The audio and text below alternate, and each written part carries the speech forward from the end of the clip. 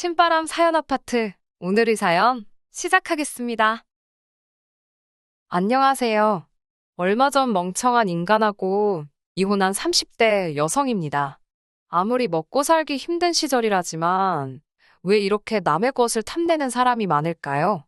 떡 줄 사람은 생각도 없는데 김칫국부터 마신다더니 저희 신우가 딱 그 짝이네요. 남편과는 몇 년 전 아버지 회사에서 처음 만났습니다. 저희 아버지께서는 오래전부터 경기도에서 제법 규모 있는 포장업체를 운영하고 계세요. 직원 수도 제법 많지만 가끔 일거리가 밀릴 때면 아르바이트생 몇 명을 고용하기도 하시지요. 남편은 그렇게 고용된 아르바이트생들 중 한 사람이었고요. 반면에 저는 미국에서 유학을 마치고 돌아와 아버지로부터 일을 배우는 중이었습니다. 언젠가부터 눈에 띄게 건강이 안 좋아지신 아버지께서는 하루라도 빨리 사업을 저에게 물려주시고는 시골에 내려가서 지내고 싶다 하셨습니다. 물 맑고 공기 좋은 곳에서 어머니와 힐링하며 살고 싶으시다고요. 저도 그런 아버지의 소원을 들어드리고자 아버지 뜻에 따르기로 했네요. 사업을 물려받기 위해서는 아버지 사업체가 어떻게 움직이는지 처음부터 끝까지 다 알아야 했습니다. 그래서 작은 일, 큰 일 가리지 않고 뭐든지 직접 부딪히며 배워야만 했고요. 그러다 보니 직원분들하고도 금세 얼굴을 익히게 되었고 아르바이트생들까지도 다 만나게 되었지요. 남편과도 그때 알게 되었습니다. 하지만 이후로 한동안 접점이 없었기에 그대로 잊고 지냈네요. 그러다 우연히, 정말 우연히 마주친 남편이 제게 반가운 채 인사를 하더라고요. 그러면서 다른 회사에 정규직으로 취직을 했다며 그만둔다 했습니다. 그 소식을 들으니 잘 됐다 싶으면서도 왜인지 서운한 생각이 들더라고요. 남편이 일을 워낙 잘해서 저희 회사 내에서도 정규직으로 채용을 한 해 만에 말이 나오던 찰나라 더 그랬던 것 같아요. 아무튼 잘 됐다고 가서도 열심히 하시라고 축하를 했어요. 그런데 남편이 우물쭈물거리더니 저에게 혹시 연락처 좀 가르쳐 줄 수 있냐고 물어왔습니다. 생각지도 못한 그의 말에 약간 당황하긴 했지만 못 줄 것도 없다 싶어서 제 연락처를 가르쳐 주었어요. 이후로는 본격적으로 서로를 알아가게 되었고요. 남편이 말하기를 자기는 처음부터 저에게 관심이 많았는데 아무래도 사장님 딸이라는 것 때문에 다가가기가 어려웠답니다.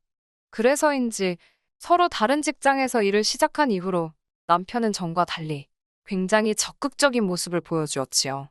예상치 못한 남편의 모습이 당황스럽긴 했지만 싫지만은 않았습니다. 이후로 저희는 어느 다른 연인들과 다름없이 울고 웃으며 연애를 했고 자연스레 부부의 영까지 맺게 되었지요. 누군가 그러더군요. 결혼을 할 때는 상대의 좋은 점 10가지보다는 싫은 점 한 가지를 내가 버틸 수 있겠는지 그걸 생각해야 된다고요. 남편의 프로포즈에 답하기 전 며칠 동안 곰곰이 남편에 대해서 내가 견디지 못할 게 뭐가 있을지 고민했지만 아무것도 떠올리지 못했습니다. 그 정도로 전 이 결혼에 확신을 가지고 있었어요. 저는 살면서 아이를 낳지 않겠다는 생각은 단 한 번도 해본 적이 없습니다.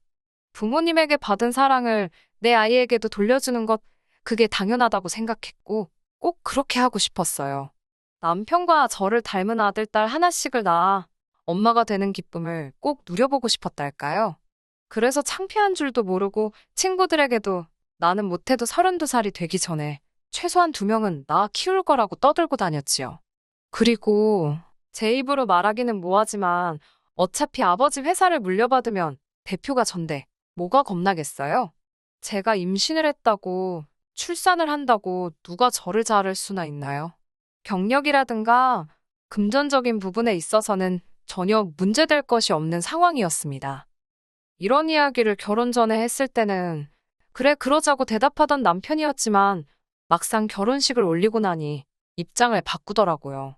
처음에는 분명히 아이를 갖는데 동의해놓고 날이 갈수록 천천히 갖자, 시간은 많다 그러더니 나중에는 꼭 가져야겠냐. 급기야는 생뚱맞게 한다는 소리가 둘이서도 이렇게 재밌고 즐거운데 아이를 낳기 싫답니다. 아이가 생길까봐 무서워서 잠자리도 못하겠다 하더군요.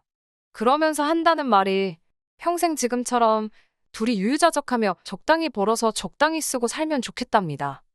하지만 제 입장에선 가정을 이룬다는 건 남자와 여자가 만나 부부가 되고 둘 사이에 자식을 낳고 알콩달콩 사는 거라 생각했기에 둘이서 잘 먹고 잘 살자는 남편의 말이 곱게 들리지 않았지요. 그러자 남편은 또다시 자신의 지난 과거를 들먹였습니다. 결혼식을 며칠 앞두고 남편과 그동안 결혼 준비하면서 쌓였던 스트레스, 여기 전부 다 털고 가자며 술을 한잔 했던 밤이었어요.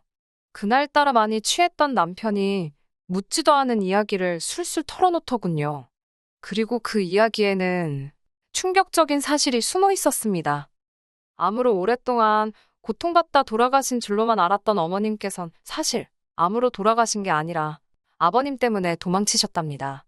그리고 이 사실을 남편도 성인이 되고 나서야 알았다네요. 신우를 포함한 모든 사람이 어머님은 아파서 돌아가셨다 했는데 남편이 대학을 졸업하던 시기에 어머님께서 남편을 찾아오셨더랍니다. 남편을 찾기 위해 오랫동안 헤매이셨다던 어머님께서는 아버님의 욕설과 폭력을 도무지 견딜 수 없어서 신우와 남편을 두고 떠날 수밖에 없었다며 미안하다 하셨대요. 도망친 이후로 다행히 좋은 분과 만나 새로운 가정을 꾸리셨다면서 그래도 남편과 신우만 생각하면 미안하다고 몇 번을 사과하시더랍니다. 아이를 갖는 문제로 다툼이 반복되기 시작하자 남편은 마치 비장의 카드를 꺼내듯이 다시 한번 이 이야기를 꺼내놓았어요. 남편은 어떻게 엄마라는 사람이 자식 새끼를 버려놓고 도망을 가고 새 살림을 차리냐면서 그럴 거면 애시당초 자식을 낳지 말았어야 한다고요. 그리고는 한다는 말이 자식 놓고 도망치는 어머니나 거지 같은 성질을 가진 아버지나 자기 눈엔 똑같다면서 자기는 자식을 낳기 싫다 했습니다. 사실 아버님께서는 지금도 뭐가 됐건 간에 그게 물건이건 사람이건 당신 뜻에 거스른다 싶으면 순식간에 욱하시고 화를 내십니다. 지난번에는 동네 식당에서 식사를 하시다가 맞은편에 앉은 여성분이 자기를 쳐다본다는 이유로 그 테이블에 가서 소위 깽판을 치시기도 하셨지요. 경찰도 오고 온 동네가 시끄러워 난리였다더군요. 아무튼 그런 아버님의 성질을 근거로 짐작하건대 어머님도 얼마나 괴로우셨으면 자식들 다 두고 떠나셨을까 싶어요. 같은 여자로서 조금은 이해가 되었습니다. 하지만 혹시나 어머님을 두둔하는 것처럼 보일까봐 말을 아꼈네요. 그리고 이후로는 할머님께서 보호자로서 남편과 신우를 돌봐주셨답니다.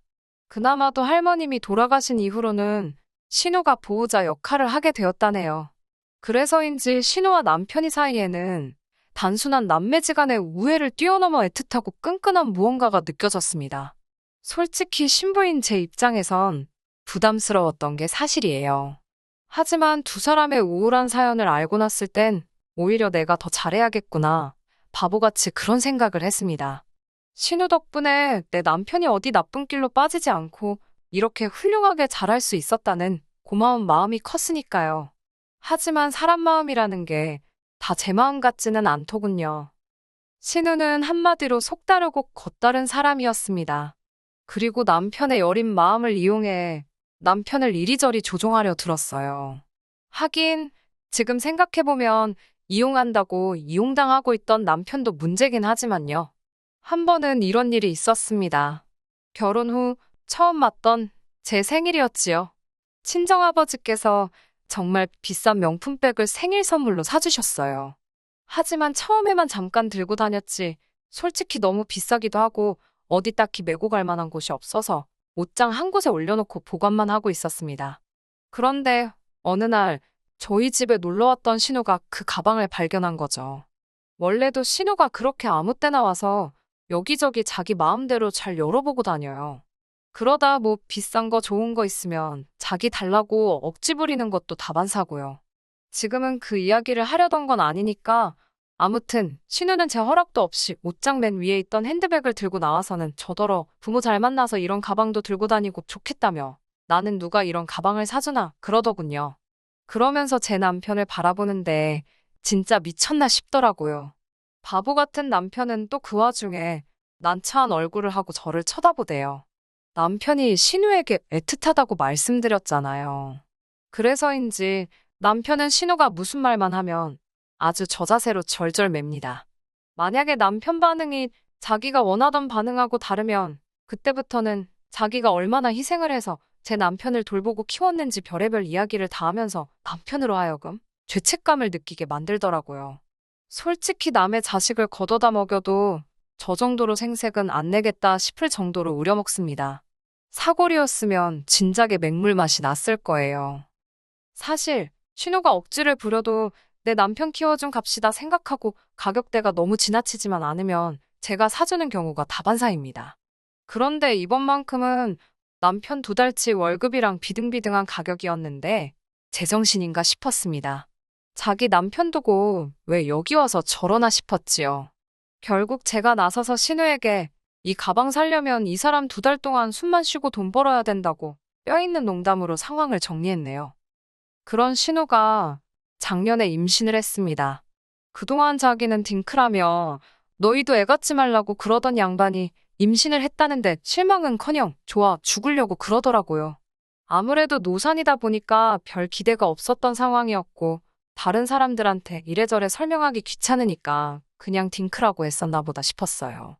사실 신우가 딩크 타령할 때마다 남편이 점점 더 아이를 안 갖는 쪽으로 확실히 마음을 정하는 것 같아서 조바심도 나고 신우가 믿고 원망스러웠는데 시조카가 태어나면 달라지지 않을까 싶어서 기대가 컸네요. 하지만 어찌된 일인지 아이를 키우는 신우는 전보다 더 강력하게 저희 부부더러 아이를 갖지 말라 했습니다. 도대체 이유가 뭐냐고 물으면 귀찮다는 말 말고는 그다지 그럴듯한 설명도 못하면서 말이에요. 도무지 이해할 수가 없었지요. 시조카임에도 불구하고 제 눈에도 너무 예쁘고 사랑스러운 아이를 키우면서 왜 우리한테는 애를 갖지 말라는 건지 그 이유를 알게 된 건 올해 봄에 있었던 사건 때문입니다. 올해 봄 아버지께서는 중대한 결심을 내리셨다며 저희 부부를 집으로 부르셨습니다. 직감적으로 사업 이야기를 하시려는 모양이다 싶었지요. 대표직을 물려받기 전에 둘 중 하나이라도 먼저 낳고 싶었는데 머릿속이 복잡했습니다. 역시나 제가 예상했던 대로 아버지께서는 회사 일에서 손을 떼시겠다며 저에게 한 달 후부터 본격적으로 수순을 밟아나가자 하셨습니다. 그런데 그 자리에서 남편이 갑자기 그래도 사업이라는 게 대표가 여자면 주변에서 깔보고 그럴 수도 있지 않겠냐며 자기를 바지사장처럼 앉히시고 실질적인 일은 제가 하게 하는 게 어떻겠냐입니다. 한 번도 저와 그런 이야기를 상의한 적도 없는데 바지사장이건 뭐건 자기한테 대표라는 타이틀을 달라니 남편의 어이없는 자기 PR에 정말 깜짝 놀랐네요. 저희 아버지께선 당신 사위가 야심가인 줄은 꿈에도 몰랐다며 너털웃음을 보이셨지만 이내 거절하셨습니다. 이 사업은 당신 딸 거니까 설령 제가 남편을 바지사장에 앉히더라도 제가 판단할 일이지 아버지는 개입하지 않으실 거라고요. 남편은 뭐라고 한마디라도 더 하고 싶은 눈치였지만 결국 아버지의 말씀에 반박하지 못하더군요. 그날 집으로 돌아와 남편에게 왜 그런 이야기를 했냐고 물으니 남편이 쭈뼛거리면서 신우가 한번 물어보라 했답니다. 황당하더라고요. 물어보랜다고 물어보는 남편이나 신우는 자기가 뭔데 그런 걸 물어보라고 하나. 찜찜했지만 따지고 들자니 남편이 그러지 말라고 하도 애걸복걸을 해서 눌러 참고 있었습니다. 그리고 얼마 지나지 않아 신우 딸의 돌이었어요. 그래도 제가 외숙모인데 금반지 하나로 달랑 끝내기 뭐해서 금반지하고 백화점 명품 매장에 들려 요새 인기라는 여자아이용 원피스도 한 벌 샀습니다.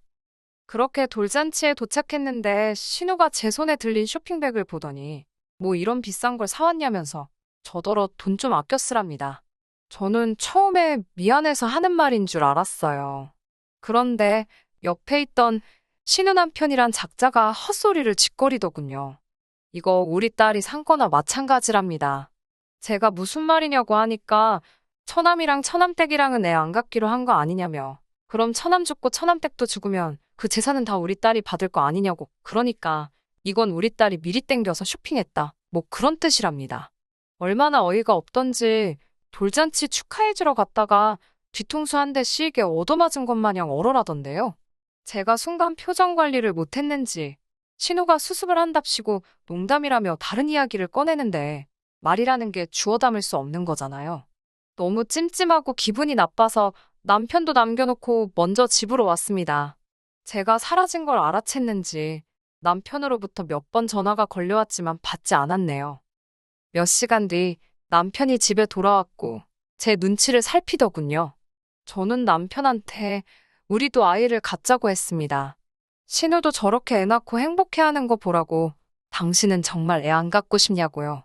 그러자 남편이 한다는 말이 한 집에 애가 하나만 있으면 되지 몇 명이나 뭐가 필요하냐입니다.